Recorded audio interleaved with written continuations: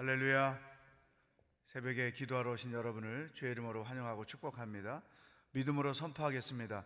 능력받는 새벽기도, 응답받는 새벽기도, 성령을 체험하는 새벽기도, 하나님의 음성을 듣는 새벽기도,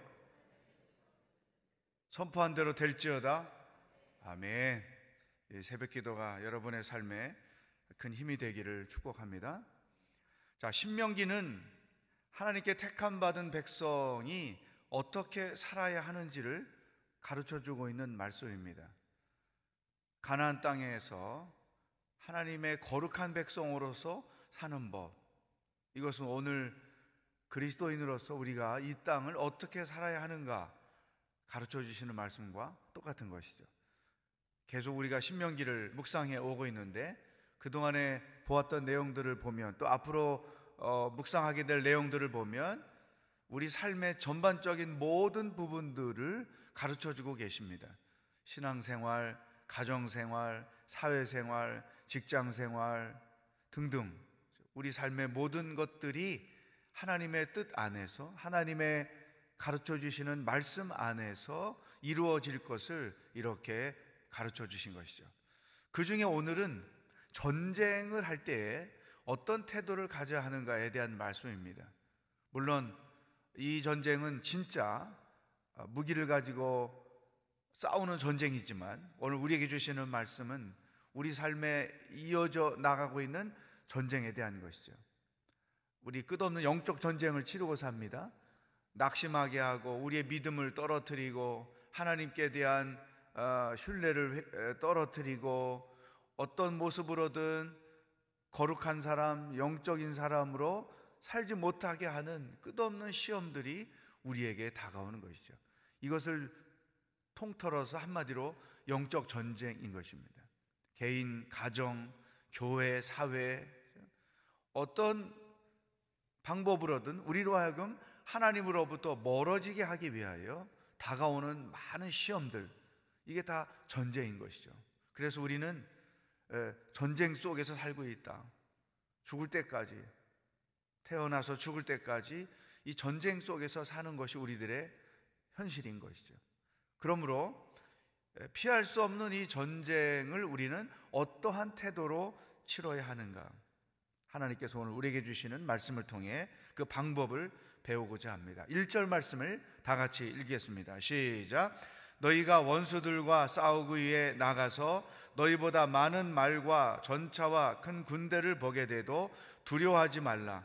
너희를 이집트에서 이끌어 나오신 너희 하나님 여호와께서 너희와 함께 하실 것이다. 아멘. 여러분, 이 전쟁은 우리보다 약한 상대와 싸우는 경우는 드뭅니다. 오히려 우리보다 더 강한 상대와 늘 싸우게 되는 것이죠. 그럴 때에 이 전쟁에서 가장 기본적인 것은 기선을 제압하는 것입니다. 내가 상대의 기선을 제압할 것이냐, 상대로부터 내가 기선 제압을 당할 것이냐, 이게 굉장히 중요한 거죠. 그 격투기 하는 선수들 보면 시작하기 전에 링 한가운데서 그 레프리가 무슨 주의사항을 줄 때 땅 쳐다보고 있는 사람 한 명도 없어요. 상대방의 눈을 쳐다보는 거죠. 아주 불이 나올 것처럼 기선을 제압하기 위해서 그런 태도를 취하는 거죠. 똑같은 것입니다. 우리가 싸울 상대는 결코 쉽지 않아요. 호락호락 넘어가지 않아요. 그래서 가장 기본적으로 우리가 취해야 할 태도는 두려워하지 말라는 것입니다. 아무리 내가 죽을 것 같고 세상이 끝난 것 같고 하늘이 무너질 것 같고 한다 해도 기본적으로 두려워하지 말라. 두려우면 지는 거예요. 기선제압을 당하는 거죠. 한번 따라하겠습니다. 두려워하면 지는 것이다. 불안해하면 지는 것이다. 어떤 상황에 내가 처한다 할지라도 이 두려움과 두려움이 가져다주는 불순물들이 있죠. 불안, 염려, 걱정, 근심, 이 모든 것들에게 사로잡히면 그 게임은 이미 끝난 거죠. 영적 전쟁에서 두려워하지 말라. 그런데 이 두려워하지 않을 수 있는 근거는 무엇인가? 이게 중요하죠. 배포가 크다고 또 뭐 심장이 두둑하다고 이런 두려움이 없어지는 게 아니에요. 우리 크리스찬들이 이와 같은 두려움을 얻는 근거는 어디냐? 믿음인 거예요. 믿음. 어떤 믿음? 여호와께서 너희와 함께 하실 것이다. 하나님이 나와 함께 하시다. 이 문 앞에 놓여 있는 이 엄청난 싸움 앞에 나 혼자 서 있는 것이 아니라 하나님이 나와 함께 하신다. 저는 항상 골리앗 앞에 서 있는 다윗을 상상합니다. 말도 안 되는 게임이죠. 해봤자 뻔한 게임이죠. 근데 그 감당할 수 없는 불가능 앞에 서서 다윗이 당당하게 서 있습니다. 이유가 어디 있을까요? 하나님, 살아계신 하나님, 능력의 하나님, 은혜의 하나님이 지금 이 상황에 나와 함께 계시다. 이 믿음이었던 것이죠. 한 인간으로 저도 살아보면 간단한 문제죠. 두려움에 사로잡힐 것이냐, 당당할 것이냐 하는 거죠. 이 당당함이 어디서 오느냐? 이 지금 상황에 나 혼자 있는 것이 아니라 살아계신 하나님이 나와 함께 하시다. 하나님이 이 놀라운 일들을 행하셔서 나로 이 싸움을 이기게 할 것이다. 지금 당장은 내가 왜 이런 일을 당하는지 모르지만 하나님이 분명히 놀라운 뜻을 갖고 계실 것이다. 이런 믿음인 거예요. 이 믿음이 우리를 담대하게 하고 이 믿음이 우리로 하여금 두려움을 쫓아내게 하는 것이죠. 이 첫 번째 우리에게 주시는 말씀. 죽을 때까지 우리는 영적 전쟁을 치를 텐데 그럴 때마다 어떤 태도를 먼저 취해야 하는가? 두려워하지 말라. 어떻게? 믿음 안에서 하나님이 나와 함께 계시다. 두 번째, 이어서 이렇게 말합니다. 싸움하러 나가기 전에 제사장이 군인들에게 이렇게 권면하라는 것입니다. 3절 말씀 시작. 이렇게 말하라. 이스라엘아 들으라. 오늘 너희는 너희 원수들과 싸우러 나가고 있다. 마음 약해지지 말고 두려워하지 말라. 공포에 질리거나 그들 앞에서 떨지 말라. 자, 이번에는 두려움을 더 수식했는데 뭐냐면 마음이 약해지지 말라. 그러니까 두려움은 마음이 약해질 때 오는 것이다. 여러분, 우리가 마음을 빼앗기면 모든 걸 다 지는 거잖아요. 그러니까 그 두려움에 마음을 빼앗기지 말라. 홍해 앞에 섰을 때 이스라엘 백성들이 취했던 행동을 한번 생각해 보세요. 앞으로는 건너갈 수 없는 홍해죠. 뒤에는 이집트 군대가 쳐들어오죠. 이 샌드위치 고난의 상황에서 그 백성들이 보여준 태도, 마음을 빼앗긴 거예요. 우리는 죽었다. 애굽에 묻을 공동묘지가 없어서 우리를 여기까지 끌고 왔느냐? 겨우 우리를 저 물에 빠져 죽게 하려고 여기까지 끌고 왔느냐? 마음을 빼앗기니까 모든 게 끝나버리고 마는 거죠. 거기서 온갖 추태를 하나님께 다 부리고 있지 않습니까? 마음을 빼앗기지 말아야 돼요. 두려움에 사로잡히지 말아야 돼요. 불안에 내 마음을 빼앗기지 말아야 돼요. 그 불안과 두려움을 내 마음에서 제거하려면 그게 믿음인 거예요. 믿음이 주는 담대함. 내 영혼아 두려워하지 말자. 그리고 조금 더 이제 이렇게 설명하죠. 공포에 질리거나 그들 앞에서 떨지 말라. 다 이어지는 거죠. 마음을 빼앗기면 두려움이 생기고 두려움이 생기면 두려워 떨 수 있는 것이죠. 그렇게 하지 말아라. 4절을 읽어보겠습니다. 그렇게 안 할 수 있는 이유 시작. 너희 하나님 여호와께서는 너희와 함께 나아가 너희를 위해 너희 원수들과 싸워서 너희에게 승리를 주시는 분이다. 아멘. 우리가 마음을 빼앗기지 않는 이유는, 두려워하지 않을 수 있는 이유는 세 가지를 이어줍니다. 하나님이 지금 이 상황에 나와 함께 계시다.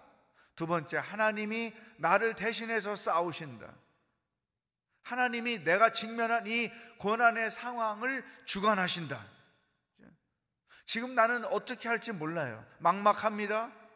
땅이 꺼지는 것 같아요.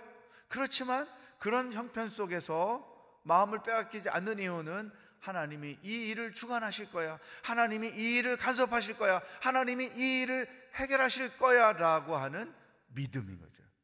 이 믿음.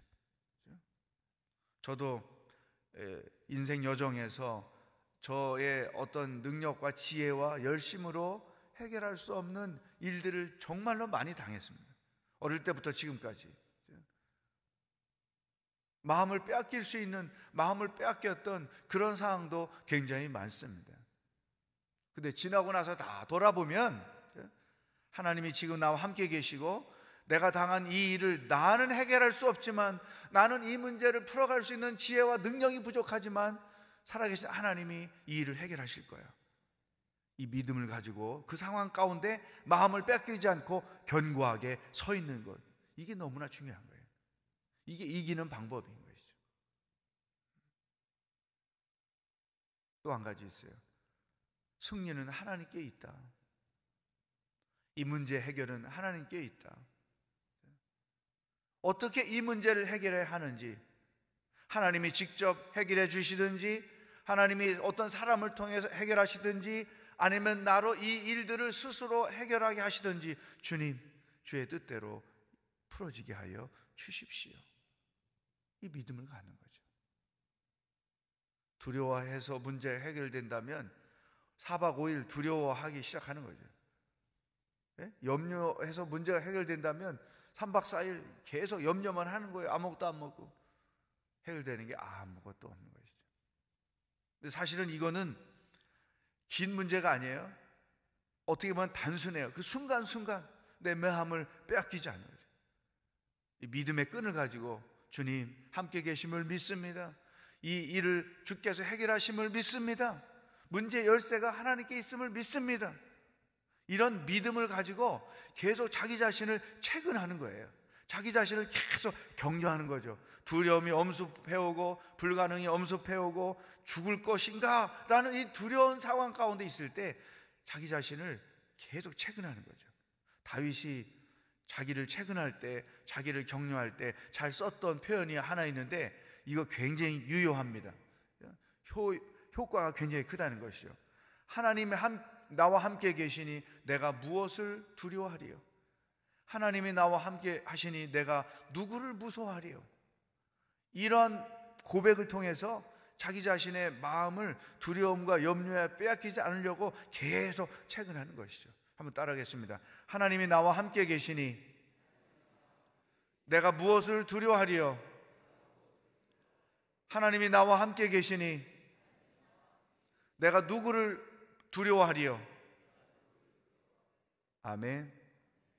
이 배짱, 이 직면하는 상황들 속에서 우리가 보여야 될 반응은 이 배짱, 믿음의 배짱.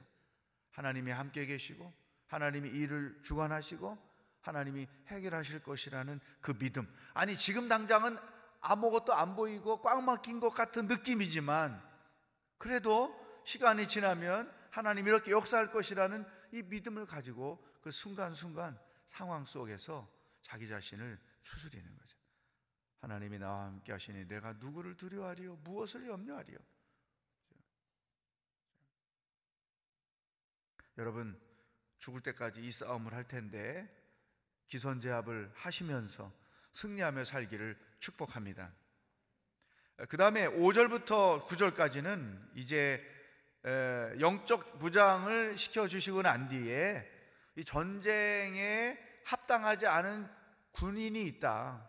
이런 사람들은 전쟁터로 데려가지 말고 집으로 돌려보내라. 이런 말씀인데 5절 말씀을 보면 새 집을 짓고 아직 봉헌하지 못한 사람, 집을 잘 졌는데 아직 봉헌하지 못해서 새 집에 들어가서 살아보지 못한 사람, 만약 이런 사람들이 전쟁에 나갔다가 죽으면 그 집 짓는 수고가 어디로 가냐? 집은 내가 줬는데 사는 건 다른 사람이 산다면 이 얼마나 안타까운 일이냐. 6절, 포도원을 만들었는데 포도원에 애를 쓰고 수고해서 열매를 따기 전에 전쟁에 나가서 죽으면 누가 그 혜택을 보느냐. 여자와 약혼하고 결혼하지 못한 사람, 사랑에 충만한데 나가서 죽으면 얼마나 큰 불행이겠어요?